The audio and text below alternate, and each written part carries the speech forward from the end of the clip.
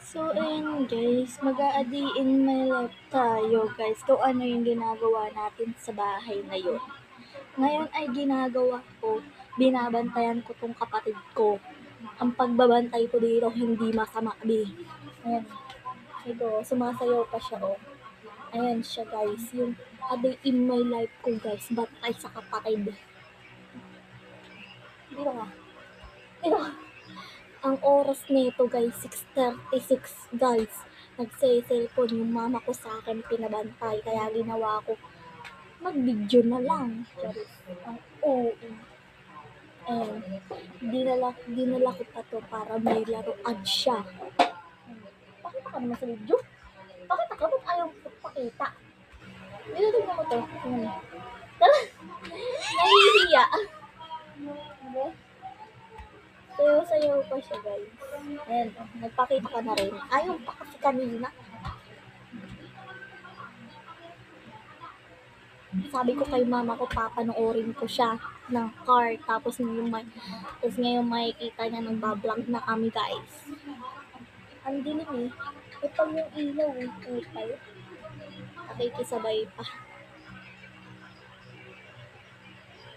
Ayun yung ginagawa ko ngayong gabi na to guys. Kanina iyak siya ng iyak, ayaw tumigil, gusto mag-video. Hindi ko pa magana. Tingnan mo, ang likot naman ng batang ere. Nagagalit pa siya guys. Ano ba yan guys? Tingnan niyo siya guys. Tingnan niyo siya oh. Wala pa yan short guys. Sayaw-sayaw pa siya dyan guys. Ayun, wala pa siyang guys. Ah!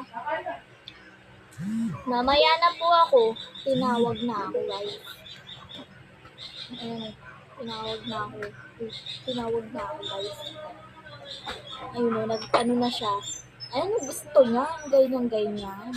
Nagmamayabang siya kasi may kita na naman siya. Sige, umalis ka na. Hindi na kita kailangan. Charis, kailangan ko yan. Mahal na mahal ko yan.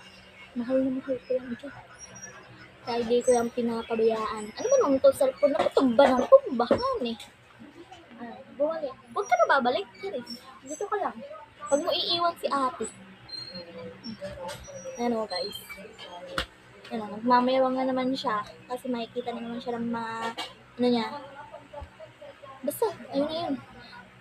Ayun lang guys. Bye-bye. Kakain na kami. Love you. Bye-bye na, Tanggol. Bye-bye ka na. Bye-bye.